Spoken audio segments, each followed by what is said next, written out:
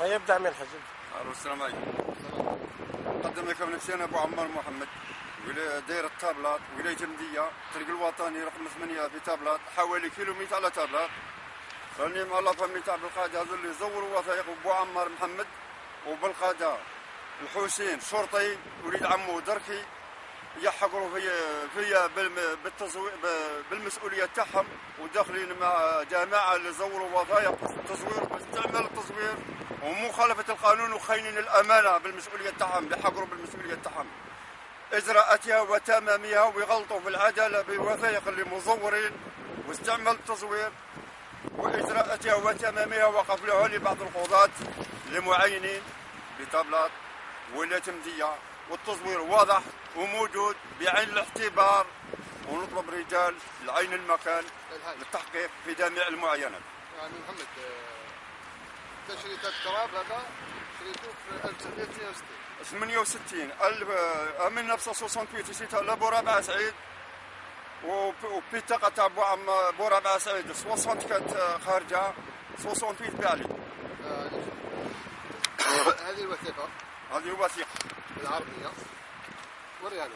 صح، هاي ورا وثيقة هذه اللي تثبت، وفيها تلاعبات.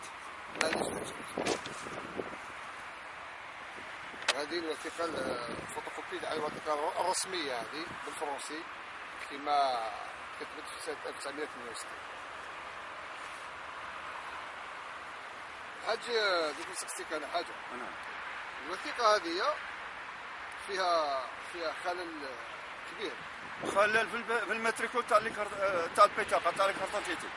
كانوا عندهم معلومات مع بعضهم بطرق غامضة اللي زوروا الماتريكول تاع البطاقة، ورابع سنتي ما سابوش البطاقة تاعو بقات في بلاصتها، خرجت 60 بيعوا لي.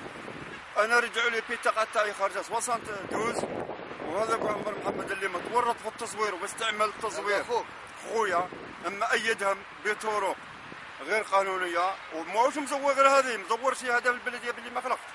اما لا رد البطاقه تاعو خارجه 76 وبقى في حقه بشهاده الجيران وشهاده الخبير المعين في الخبره التكميليه اللي معين مع السلطه القضائيه الخبير، والجيران اللي يحدوا معايا ما عندي حتى نزاعات معاهم. هذو رفدوا كاغط يبعد بحوالي 5 كيلومتر على الاملاك التوعي، وتعدوني بالتصوير واستقبل باش المشاهد يفهم واش كان.